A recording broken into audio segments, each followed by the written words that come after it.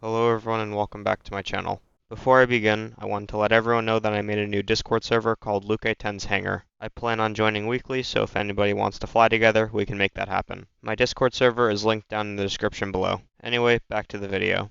Today, I'll be flying out the Nakajima G8N1 Renzan. Renzan meaning mountain range in Japanese. The Nakajima G8N1 Renzan was a Japanese heavy bomber developed during World War II. The first prototype of the G8N1 was ready by October of 1944. Nakajima Aircraft Company was tasked with creating a long-range, high-performance bomber to meet the needs of the Imperial Japanese Navy. The Renzan was intended to be a modern bomber that could perform well in various roles. The Renzan was notable for its advanced features. It was a four-engine aircraft with a pressurized cabin, an innovative design choice aimed at improving crew comfort and performance at high altitudes. The aircraft also had retractable landing gear and was equipped with advanced avionics for its time. The Renzan was designed with a top speed of around 370 miles an hour, 595 kilometers an hour, which was impressive for a bomber of that era. Its design emphasized speed and range, intending to outrun enemy fighters and reach distant targets. The G8N1 Renzan's development faced several challenges, including delays and technical difficulties.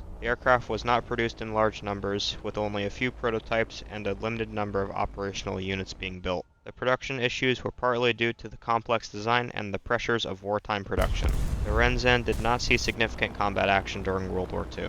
Its limited production meant that it was not widely deployed or used in major operations. Additionally, by the time the Renzan was ready, Japan's strategic situation was deteriorating and there was less need for new heavy bombers. The G8N1 Renzan remains a notable example of Japanese bomber design during World War II, demonstrating Japan's attempts to develop advanced aircraft despite the challenges of the war. Few G8N1 Renzan aircraft survive today, and they are considered rare examples of Japanese aviation technology from the war. That's all for the history lesson. I hope you enjoy the combat/bombing.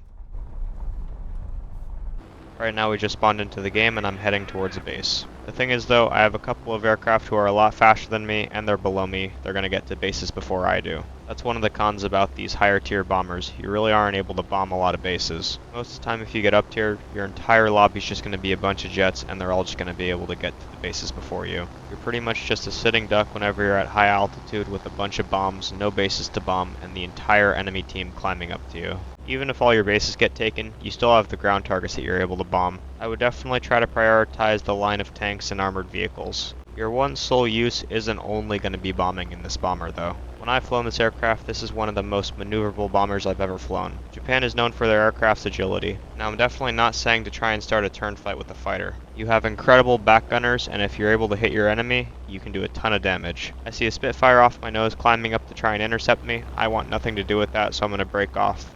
He doesn't change his course or anything, so I'm good for now. Unfortunately, I don't have any bases in front of me to bomb, but just like I was saying before, I'm going to go for ground targets. I'm not going to go for the line of tanks below me because 1, it's going to take too long for me to get straightened out, and 2, I have a lot of enemy aircraft around me that want to kill me.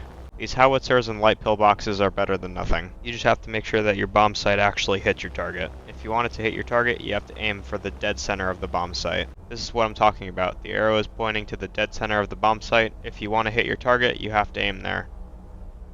As it passes over the howitzer, I drop my bomb. And now I'm going to drop my last bomb. You can get into this view by holding down the letter U on your keyboard. I look to my left and see a Spitfire climbing up to me. That's really not good. I fire a couple of warning shots to see if that'll get him off me. Keep firing at him, hit him 3 times, and actually give him a fuel leak. I'm really wondering if this guy will break off of me at some point. This guy still turns in towards me like an idiot. I know that this guy's suicidal. Please do not be the Spitfire behind me. If you're in a fighter and you're trying to chase a bomber, please do not go in from behind them. That's the most deadly place that you could possibly go from, and they're just going to rain fire from above. And just like that, I'm able to take him out by ripping his tail off. Maybe that taught him a lesson. And that just goes to show you, even though you're a bomber, you're still very vulnerable, and you have to always be looking around you, being aware of all your surroundings. Right now I'm trying to head back to my airfield to hopefully try to rearm myself. I'm doing the forward slip technique, which is opposite aileron and opposite rudder. That will make me hold a certain airspeed and make me descend in altitude a lot quicker. But as I'm doing that, we win the game. Thank you everybody for watching, and I hope you enjoyed my video. If anybody has any suggestions on what aircraft they want me to fly next, please leave it in the comment section down below and I'd be happy to fly the aircraft.